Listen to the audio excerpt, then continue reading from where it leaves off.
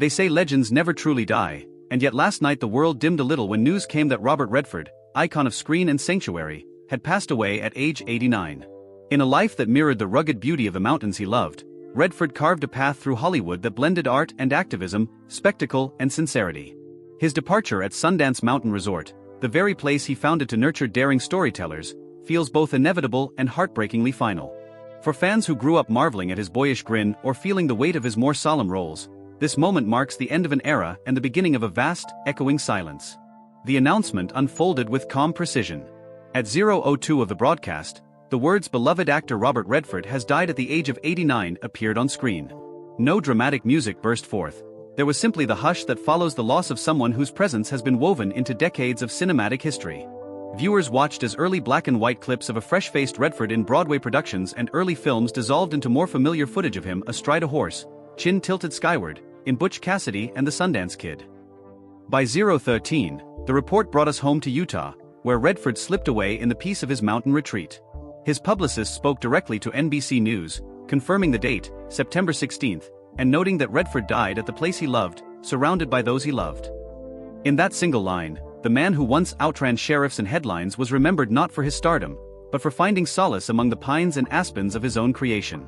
The news anchor's voice softened, inviting a collective pause, a moment of shared, reverent grief. A few seconds later came the family's simple plea: privacy, please. There would be no public memorials, no press conferences, just the quiet space to mourn a husband, a father, a grandfather, and the extraordinary life he led. It felt fitting for a man who spent half his existence safeguarding the private joys of filmmaking. Long nights in editing rooms, whispered conversations in festival theaters, intimate workshops in the Utah countryside. Redford's wish for quiet reflection mirrored his approach to life: steadfast, unhurried, deeply human. Then, as if summoned by the same magic that launched his career, we were reminded of Redford's own words on retirement. In 2018, an interviewer from the New York Times had asked what the future held. Redford, ever the pioneer, responded that he couldn't imagine stopping entirely but looked forward to moving forward onto new territory. That phrase, new territory, captures everything about his trajectory. Even at 80, he was sketching maps for uncharted journeys, championing indie filmmakers, advocating for rivers, and guiding Sundance's growth from a regional festival into an international phenomenon. Soon the screen flickered with highlights from 4 unforgettable decades. The outlaw partnership with Paul Newman in Butch Cassidy and the Sundance Kid 1969 ignited his star power. The reunion in The Sting 1973 snagged a Best Picture Oscar. In All the President's Men 1976, his poised delivery hinted at the hush-hush world of Watergate secrets, elevating a political thriller into a defining moment of American cinema. And in The Natural 1984, he transformed into a mythic baseball hero, bat raised triumphantly against a blaze of stadium lights. Each film seemed to capture a different facet of Redford's supple talent: reckless charm, quiet determination, mythic resonance. But it wasn't only his face that filled the frame.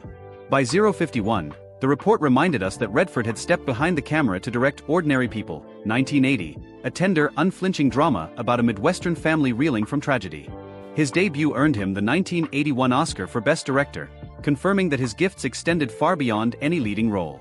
He had a graduate's eye for nuance, a poet's sense of pacing, and a warrior's conviction that even the smallest stories could carry seismic emotional weight. The broadcast then turned to his awards and honors. 4 competitive Oscar nominations, 1 win for direction, and an honorary Jean Herschel Humanitarian Award in 2002, each accolade spoke to his dual identity as artist and advocate. The honorary Oscar, in particular, saluted not just his body of work but his tireless efforts to empower others, the filmmakers, actors, and writers who found their first foothold at Sundance. Under his stewardship, what began as a modest workshop blossomed into the premier stage for independent cinema, challenging industry norms and reshaping how stories reach audiences. Less than 90 seconds in, viewers heard about the genesis of the Sundance Institute and Film Festival. Founded in 1981 with the goal of championing underrepresented voices, the Institute offered labs, grants, and mentorship at a time when blockbuster tentpoles dominated every marquee. As the film festival grew, first in Salt Lake City, then in Park City, it became a rite of passage for any creative daring enough to defy formula. Redford believed the real power of film lay not in special effects or box office returns, but in its ability to reflect humanity back at itself, raw and unvarnished.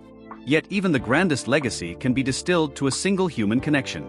At 1:16, the transcript noted that Redford's own love story unfolded amid the very mountains that inspired his festival. In the late 1990s, he met artist Sibylle Saggers during her visit to his resort. Their marriage in 2009 was a quiet celebration, two souls who found companionship in painting, hiking, and shared stewardship of the lands they cherished. It was a private union, no tabloid headlines, no paparazzi crowds, just the steady comfort of two people committed to each other and to the causes they held dear. As the report wound down, it offered more than a career summary.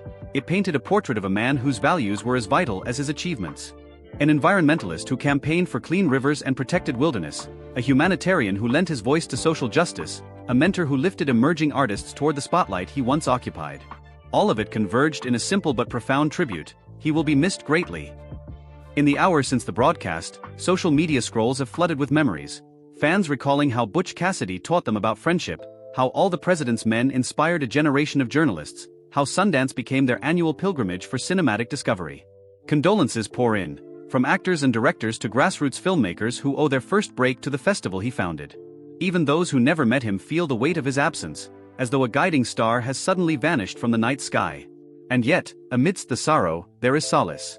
Every time a new filmmaker debuts at Sundance, every time a young actor takes on a challenging role, Redford's spirit lives on.